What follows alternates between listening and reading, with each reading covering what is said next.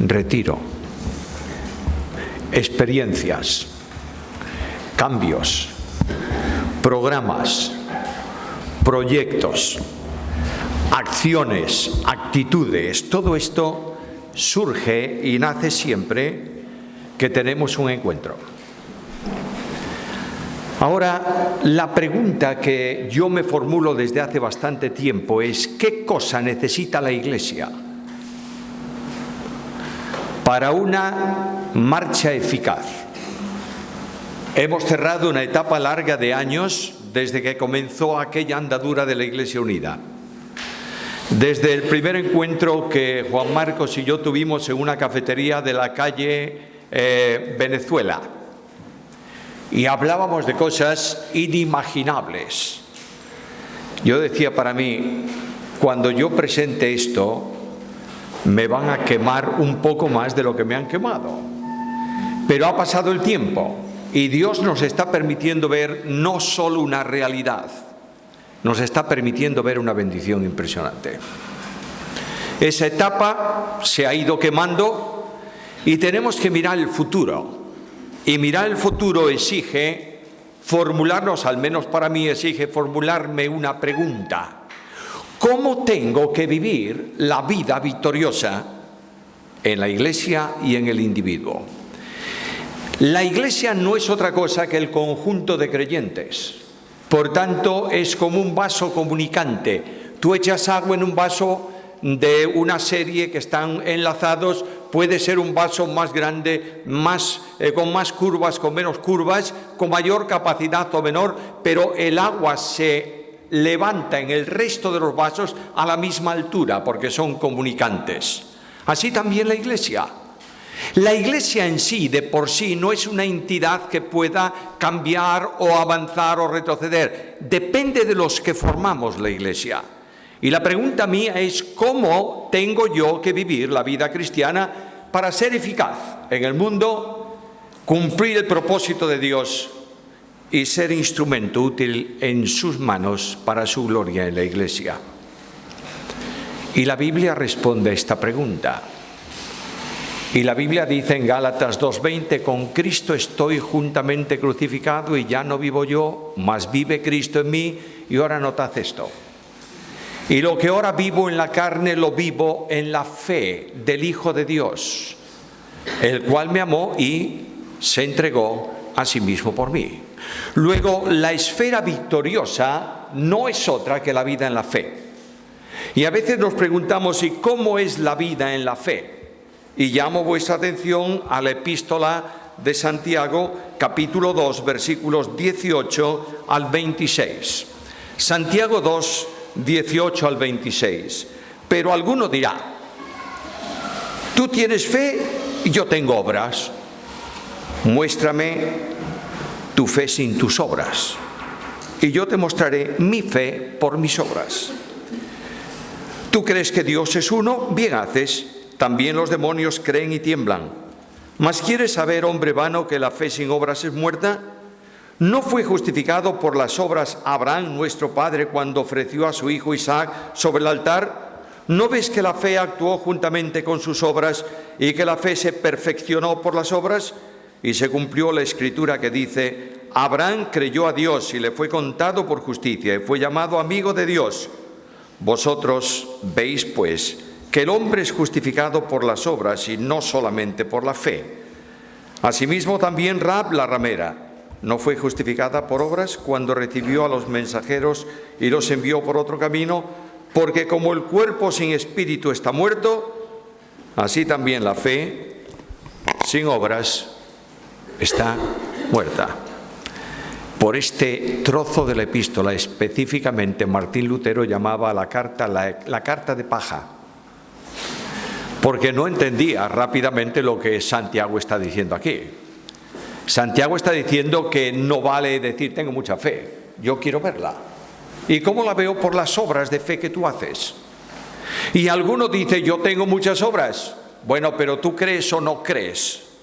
De manera que ambas cosas están ligadas. La Iglesia marcha en victoria, ¿en qué medida? ¿El triunfo sobre el mundo cuál es? ¿La victoria sobre el mundo cuál es? Vuestra fe. De manera que esta mañana yo quiero dejar un desafío con vosotros y conmigo sobre la vida victoriosa, que tiene que ver con la vida de fe. Es muy interesante ver que esta epístola, que está dirigida a creyentes en general, a la Iglesia en general, a los expatriados en distintos lugares, esta carta tiene un tema nuclear, que es la fe. Y no menos de 16 veces aparece la palabra fe en esa carta. Por tanto, es interesante que veamos la fe conforme a la epístola de Santiago. Hay personajes que van apareciendo a lo largo de la carta. Hay 5 personajes en la carta que hablan, que sirven de ejemplo para distintas manifestaciones de fe. Por tanto, yo quiero hablaros de 3 cosas. En primer lugar, responder una pregunta: ¿qué es la fe? En segundo lugar, ¿cuál es la dinámica de la fe? Y finalmente, ¿cuál es mi responsabilidad personal frente a la fe y a la dinámica de la fe? El párrafo es muy interesante. Este párrafo solo, si tienes tu Biblia y quieres anotarlo, luego notarás que hay 7 veces en este párrafo que leí que se menciona la palabra fe. No se define la fe en la Biblia, porque la Biblia no es un libro de definiciones. Y cuando tú vas a Hebreos capítulo 11, versículo 1, es pues fe la certeza de lo que se espera, la sustancia, la demostración, la manifestación de lo que se ve. No está definiendo la fe. Está hablando de la experiencia de fe, de lo que identifica a cada uno de nosotros con la auténtica fe. Ahora, la fe está relacionada con un estilo específico de vida. Versículo 18, pero alguno dirá: tú tienes fe y yo tengo obras. Muéstrame tu fe sin tus obras y yo te mostraré mi fe por mis obras. De manera que la fe está vinculado a una determinada forma de obrar. Y la expresión de la vida de fe, lo dije al principio cuando introduje el tema, es precisamente Gálatas 2:20. Lo que ahora vivo en la carne, en el devenir de cada día, en el discurrir de la vida, en la manifestación del trabajo, en la práctica de los estudios, en la relación en el hogar, de todos los temas que se han mencionado a lo largo de este retiro, la forma de vivir esa vida no puede ser otra más que esta: lo vivo en la fe del Hijo de Dios. Y Santiago va a decir en la epístola algo muy serio: que la fe que no es operativa está muerta. Hablamos de fe. Yo estoy asombrado de un mundo tan cambiante como el nuestro, pero bueno, es que ya voy mayor y me asombran muchas cosas. Pero una de las cosas que encuentro es en todo el mundo iglesias que buscan una nueva orientación. ¿Y cómo? Con un cambio. Vamos a cambiar. ¿A cambiar qué? Bueno, vamos a cambiar esto, aquello, lo de más allá, la alabanza, las expresiones o no sé qué. Y avanzan. Dentro de 2 años quieren un nuevo cambio, porque ya han quemado el anterior. La vida que no cambia es la vida de fe. La fe, como sabéis todos, no nace en nosotros, es un don de Dios. Y en Efesios capítulo 2, versículos 8 y 9, leo estas palabras: porque por gracia sois salvos, por medio de la fe. Y esto no es de vosotros, es un regalo, un don de Dios, no por obras, para que nadie se gloríe. Y lo sorprendente del versículo, algunos entienden que la fe no es un regalo de Dios que surge del hombre, pero lo sorprendente de ese versículo es que utiliza el neutro para referirse tanto a gracia como a fe. Todo eso es un regalo de Dios. Dios hace nacer la fe. Claro está, esto no evita la responsabilidad mía en el ejercicio, ¿entiendes? Dios te da la fe, pero tú crees o no crees, tú caminas o no caminas, tú obedeces o no obedeces. La fe, como regalo de Dios, es el elemento que Él da, no solo para salvación, porque por gracia sois salvos, ¿cómo? Por medio de la fe, instrumento. No solo para la salvación, sino para el desarrollo de la vida cristiana. Porque lo que ahora vivo en la carne, lo vivo en la fe, viviendo al Hijo de Dios, el cual me amó y se entregó a sí mismo por mí. La fe opera. Y la fe victoriosa, la que da victoria, es precisamente, o el elemento que da victoria en la vida cristiana y en la vida de la Iglesia es esta, la fe. Y Juan, en primera carta, capítulo 5, versículo 4, dice: esta es la victoria que vence al mundo. ¿Cuál? Vuestra fe. Vinculada con Cristo, el vencedor del mundo, nosotros somos vencedores. Por tanto, la fe es un instrumento de dependencia continuada de Cristo.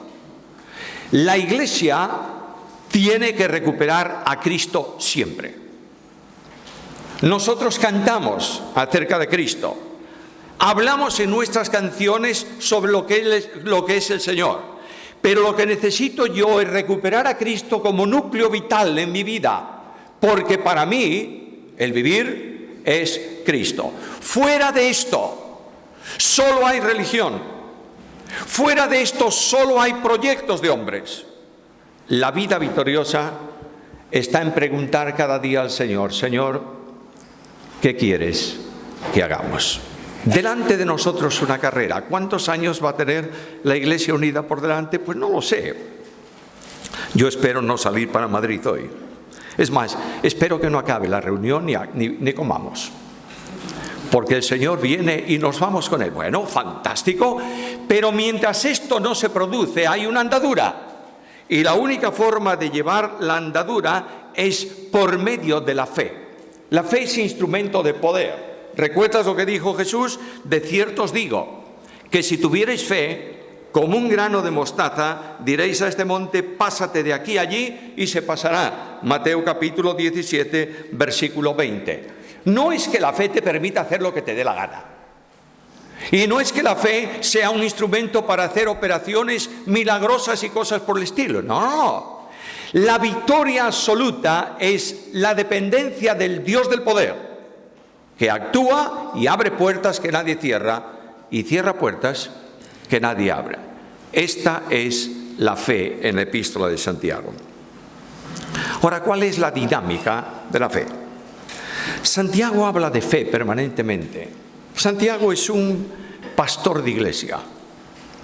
Santiago preside una iglesia muy grande en Jerusalén, una iglesia que el primer día, había un grupo, un núcleo mínimo de consolidación de esa iglesia, más unos 200 hermanos juntos, estaban los apóstoles ahí al principio también, pero de pronto esa iglesia se ve con un problema de espacio.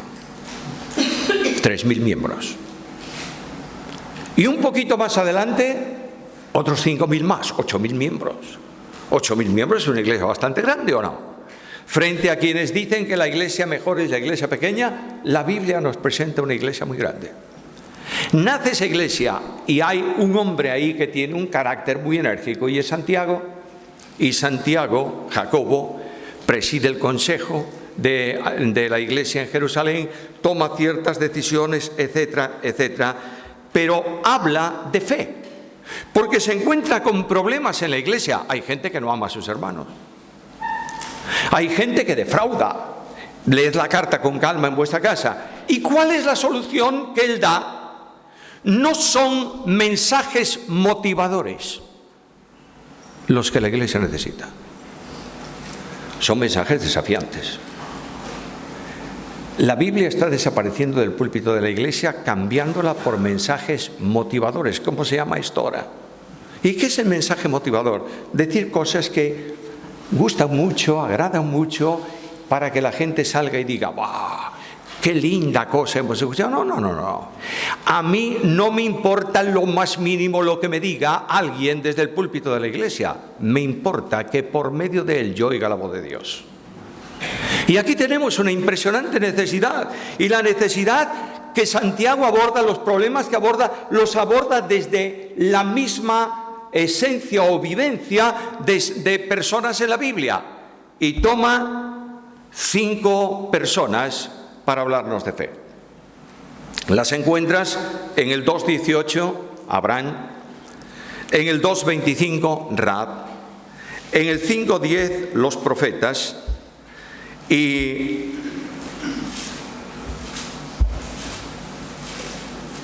Perdonadme que se me fue. Claro, yo y la tecnología somos dos enemigos absolutos.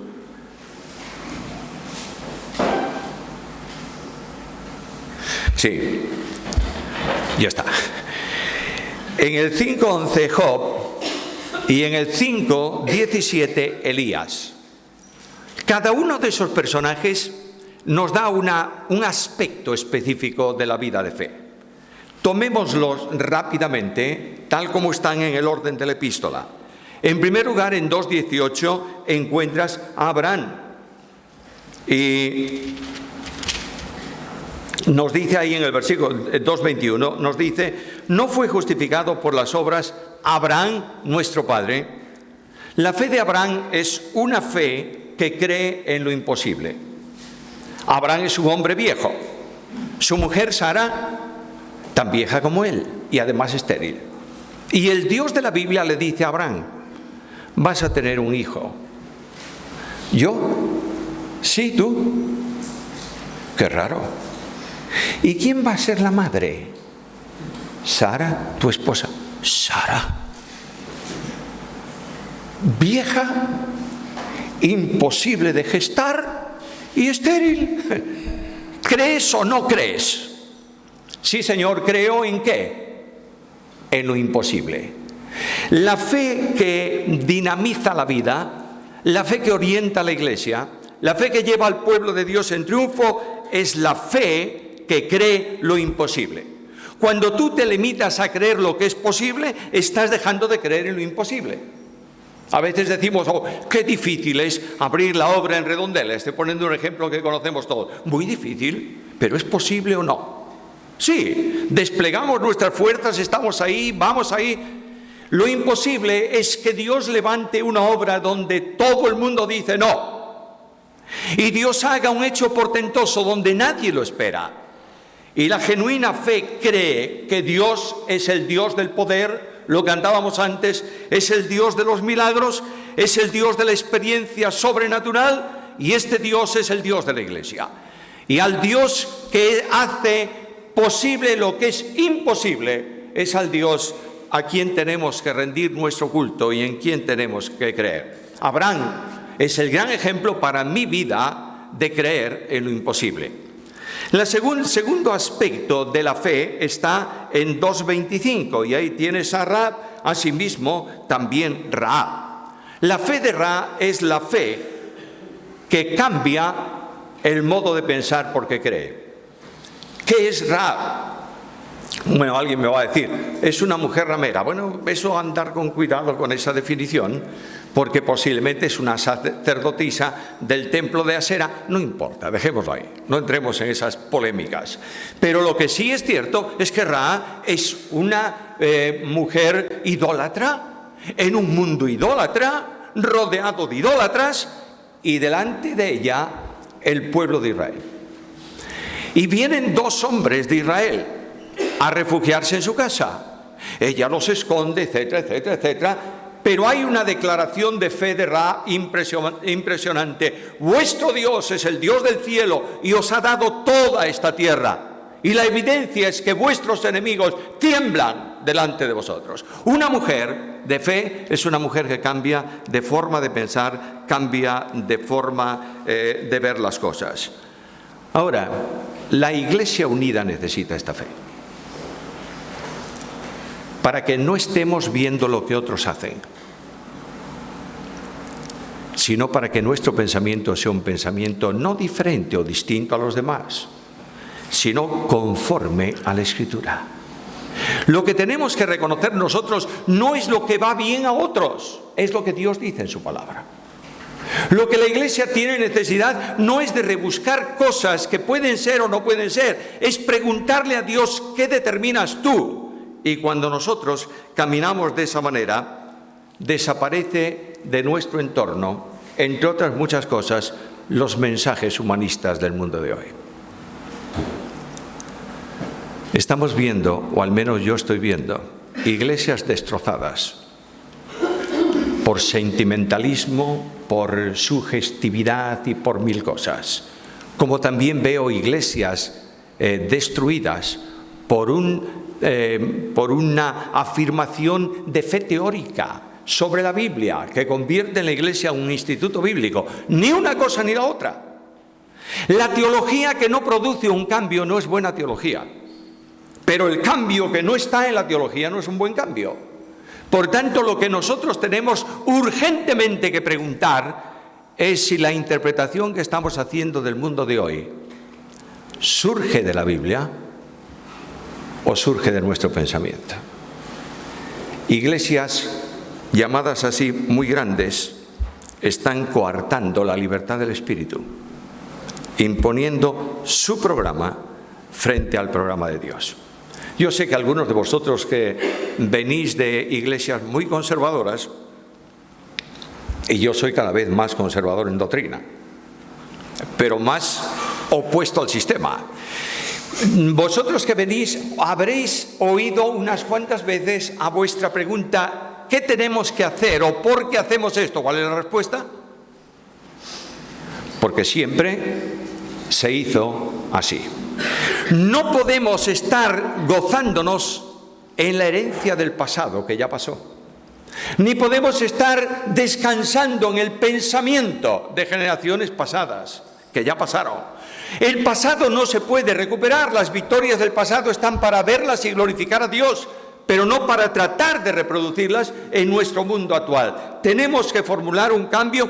Por supuesto que sí. La marcha lo exige, el camino es diferente, la cuesta es más o menos empinada. Tenemos que hacer nuestras variaciones, pero por favor, mis queridos hermanos, desde la óptica de la fe, desde la óptica que se acerca a la Biblia y pregunta: ¿qué tengo que hacer? Y Dios dice esto, y yo camino ahí.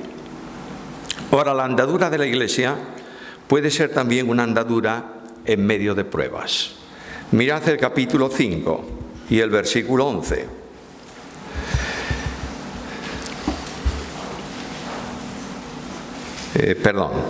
Capítulo 5, dispensadme. Capítulo 5, versículo 7. Por tanto, hermanos, tened paciencia hasta la venida del Señor, mirad como el labrador, etcétera, etcétera. Y ahora mirad el versículo 11. Aquí tenemos: por bienaventurados a los que sufren. Habéis oído de la paciencia de Job y habéis visto el fin del Señor. ¿Habéis oído de qué? De la paciencia de Job. El turbión fluye muchas veces, el turbión de la tristeza, de las pruebas, de las dificultades. No hay vida que no tenga problemas. No hay iglesia que no tenga altibajos. No hay persona que no llore de vez en cuando.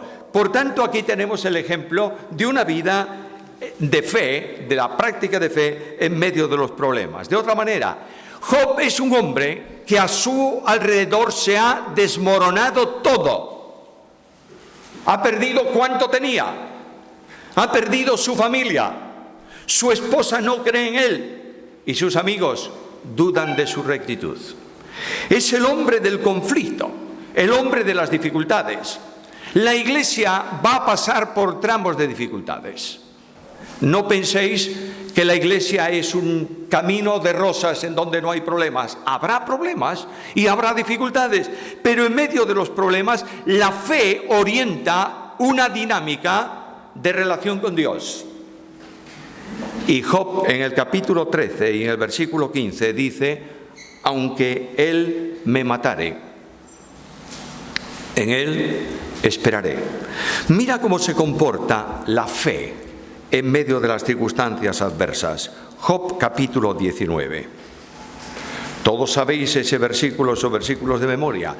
Job 19, 25. Yo sé que mi Redentor vive y al fin se levantará sobre el polvo, y después de deshecha está mi piel en mi carne de ver a Dios, al cual veré por mí mismo, y mis ojos le verán y no otro, aunque mi corazón desfallece dentro de mí.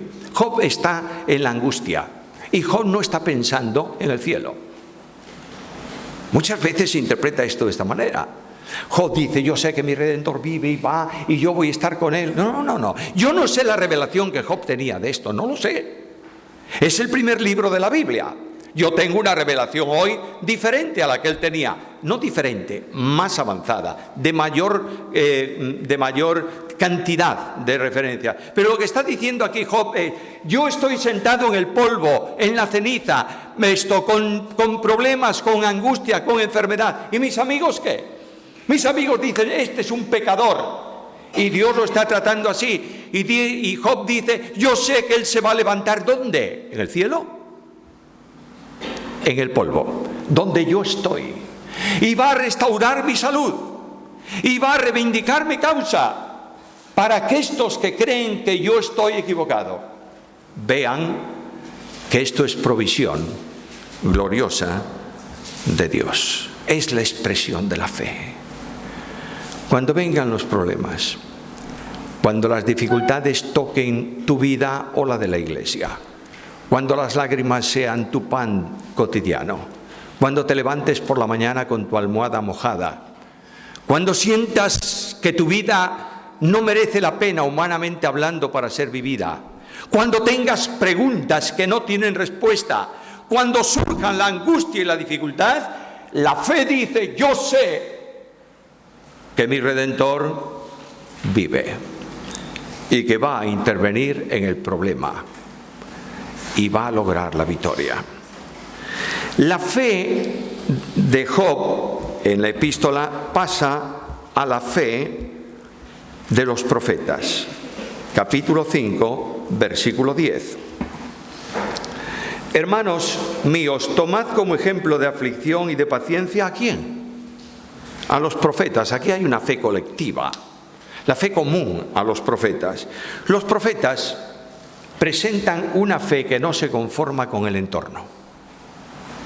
Estamos leyendo, Susana y yo estamos con un plan de lectura un poco especial este año, y nos toca leer Jeremías.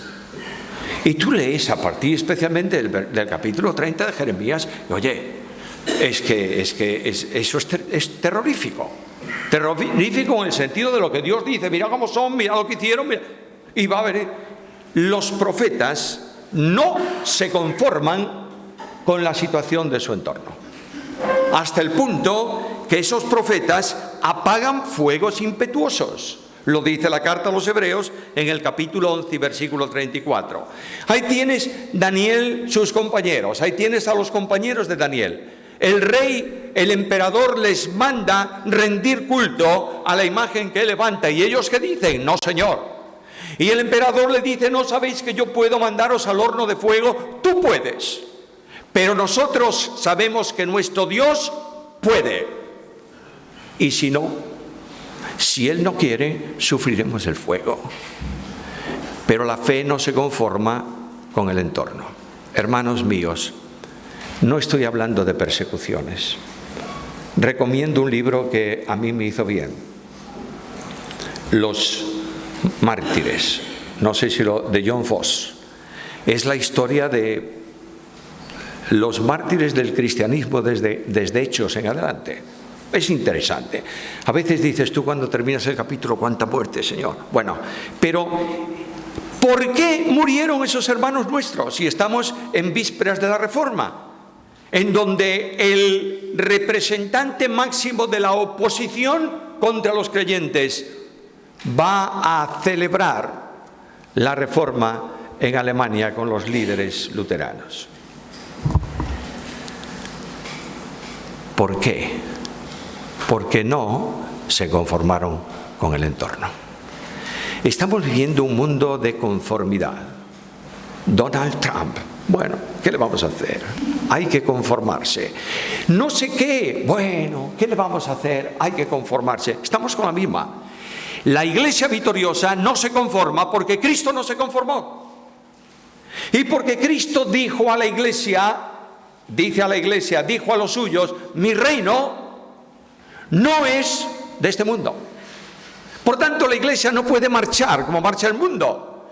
No podemos hacer componendas, no hay acuerdos internos para ver quién es el que no se enfada dentro de la congregación. Los profetas denunciaron el pecado. Los profetas hablaron en el nombre de Dios. Y pobre Jeremías, digo pobre porque lo estoy leyendo, me causa un tanto de tristeza de vez en cuando. Yo hablo en tu nombre. ¿Dónde termina?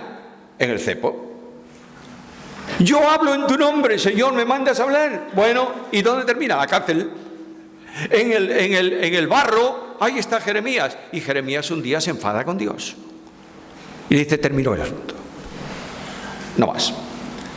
Nunca más hablo en tu nombre. Y cuando yo leo eso, lo dije muchas veces, me sonrío, ¿sabes por qué? Porque pienso en el Dios del cielo y en Jeremías, el Padre glorioso y el niño chiquitín.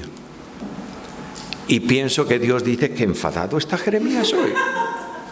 Y claro está, ¿qué hace Dios? Dice, Jeremías, yo te he escogido desde antes de que nacieras para ser un profeta mío. Y vas a hablar porque yo te designé como tal. Bueno, Señor, ¿y cómo lo vas a hacer? Hay un fuego dentro de mí que me consume. Más fuerte fuiste tú que yo y me has vencido. Hermanos queridos, la Iglesia Unida está llamada a vivir una fe que no se conforma con la situación. Hay cientos de personas en Vigo sin Cristo, ¿es así o no? ¿Te conformas con esa situación? Hay muchos jóvenes de otras iglesias que por circunstancias A o B, no me importa cuáles, no están en otra iglesia, están en el mundo. ¿Te conformas? Hay creyentes, familias conocidas de años, que no se congregan en ningún sitio. ¿Te conformas? ¿Es bueno o es suficiente para ti una buena reunión el domingo por la mañana? ¿Con buena alabanza? ¿Con buena dinámica? ¿Es suficiente? No puedes conformarte con la situación si realmente vives una vida de fe. Capítulo 5, versículo 17. Elías era un hombre sujeto a pasiones semejantes a las nuestras y oró fervientemente para que no lloviese, y no llovió sobre la tierra por 3 años y 6 meses. ¿Quién era Elías? Un hombre, profeta de Dios, por supuesto. Dios levanta un hombre, Dios levanta una iglesia en medio de una generación rebelde, con una misión específica: proclamar, anunciar, mantenerse en relación con Dios, oponerse al sistema antidios que gobierna el mundo de hoy y gobernaba los tiempos de Elías. Y Dios bendice a un hombre que vive la fe de la soledad. La fe de la soledad está solo Elías. 400 profetas de Baal y de Asera. Y él dice al Señor: solo yo he quedado y me buscan para matarme. Solos. No importa si el futuro para la Iglesia Unida exige la experiencia de la fe de la soledad. Pero lo que no puede nadie es prohibirnos de una experiencia admirable con Dios. Elías podía vivir la fe de la soledad, ¿sabes por qué? Porque conocía a Dios como el soberano. Elías sabía que Dios había abierto las cuevas para que durmiese. Elías sabía que había abierto el arroyo para que pudiese beber. Elías sabía que Dios había enviado el cuervo para que le trajese la comida. Elías sabía que Dios llamó a una viuda, lo mandó a casa de una viuda que no tiene nada para que lo sustente. Elías sabe que Dios es soberano. Y Elías sabe que cuando Dios se manifiesta como soberano, no importa que te sientas en soledad. Sabes que Dios está a tu lado. Pero hay algo más. Elías vivió esa experiencia porque conocía al Dios de la fidelidad. Él dice a Dios: Señor, muestra que tú eres Dios delante de sus enemigos, y Dios actúa enviando fuego del cielo. Dios le cuida, Dios le protege, y Elías dice: yo sé que Dios es fiel. Hermanos míos, ¿de qué vale que yo pueda definir teológicamente a Dios si no veo la experiencia de su protección en mi vida? ¿De qué vale que yo hable de milagros de Dios si no veo ninguno en mi entorno? El Dios de la Biblia se manifiesta para afirmar nuestra fe y para que sepamos que tenemos que tener, si es necesario, la fe de la soledad porque Dios es soberano, es poderoso y es restaurador. Elías tiene la experiencia de restauración con Dios. Elías está debajo de un árbol y que dice: quiero morirme. Pero Elías, ¿dónde está tu fe, hombre? ¿Dónde está esa fe que ora y desciende fuego? Es fácil decir esto, Pero Elías sabe que tiene su vida puesta a precio. Y además tiene otro problema, Elías, que Dios se lo va a resolver. Solo yo he quedado y me buscan para matarme. ¿Sabes lo que está diciendo a Dios? Si me encuentran y me matan, te quedaste sin nadie. Y claro, Dios lo mira y dice: vaya, te llegarían 100 como tú. Yo haré que queden en Israel 7.000 que no doblen sus rodillas, porque yo soy Dios. Y Elías está ahí tirado debajo de un enebro. Hace poco tiempo estaba leyendo un artículo sobre la depresión. Bueno, ahora no hay tiempo para la depresión, para artículos de depresión, porque estamos con los artículos del anticristo y de esto todo, con este Donald Trump. No solamente trae inquietud en el mundo, sino que trae revolución en las redes sociales, con tonterías de esas. No pierdas el tiempo con esas chorradas. Este Dios de la Biblia está encontrándose al lado de uno que está en depresión. Y leía ese artículo en donde decía taxativamente, uno de los grandes del mundo de hoy: no se puede hablar de depresión si con ello no hablamos de pecado. Sabe mucho de Biblia, pero no sabe nada de Escrituras. Elías es un hombre que está deprimido y quiere morirse debajo de un enebro. Y Dios que le dice: a ver, hombre, sal del medio y confiesa tu debilidad. No. Le dice: vamos, venga, a caminar un poquito, una comida para que des una excursión de 40 días hasta el monte de Dios. Y no hay problemas, tú vas por ahí y cuando llegues allá, duerme, porque esto es bueno para la depresión. Y cuando ya durmió y descansó, es Dios que le pregunta: dime qué te pasa. Es que ya ves, Señor, y Dios cura la depresión de Elías. Hay muchos hermanos deprimidos en torno a ti en la iglesia, que no lo dicen, pero lo están pasando. Y lo único que necesitan es el Dios de la restauración. El Dios que da un abrazo sin preguntas. El Dios que pregunta simplemente a alguien que le deja: ¿me amas? No hay preguntas inquisidoras en Dios. Me pone y me preocupa tremendamente los hombres de fe que son inquisidores de vidas ajenas. El Dios de la Biblia va a buscar la oveja extraviada. ¿Y qué hace cuando la encuentra? La trae al redil. He despertado en el redil, no sé cómo, entre algodones y cuidados del pastor. Y esa canción tan especial de Marcos Vidal, en una experiencia personal suya, dice que cuando él quiso decirle al Señor: mira, Señor, yo he hecho esto, aquello, ¿qué le dijo el Señor? No te preocupes, no pasa nada. Esta es la vida de fe. Esta es la vida a la que Dios nos está llamando, vida de fidelidad. Y cuando llegue el momento tremendo de la angustia, en donde no sepas qué hacer o no sepamos como iglesia cuál es el paso siguiente, recordemos, por favor, nunca estamos solos, porque Dios está con nosotros.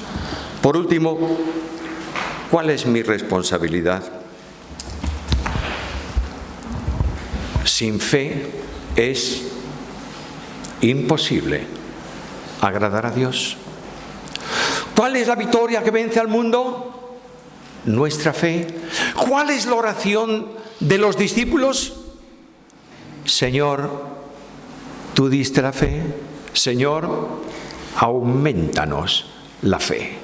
Qué bendición tan grande sería para este grupo de hermanos aquí que saliéramos esta vez de este lugar, yo el primero, tomando decisiones. Señor, quiero creer en lo imposible.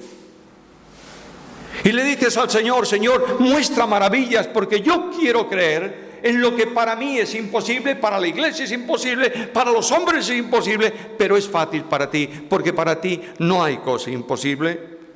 Señor, yo quiero salir de este lugar no conformándome con la situación que me rodea. No merece la pena. Quiero algo nuevo de tu mano. Ver brillar el sol de justicia, ver que se salvan almas, ver que el problema de espacio se agudiza, ver que los jóvenes colaboran, ver que los mayores tienen conversaciones edificantes, ver que los pastores predican la palabra, ver que la iglesia camina conforme a la voluntad de Dios. Y cuando esto se produce, hay un cambio tremendo y la iglesia es llevada en triunfo siempre en Jesucristo. Tengo que salir de este lugar con un cambio de mentalidad. El Dios de la Biblia es el Dios del poder. Es el Dios que triunfa. Es el Dios que nos lleva en victoria.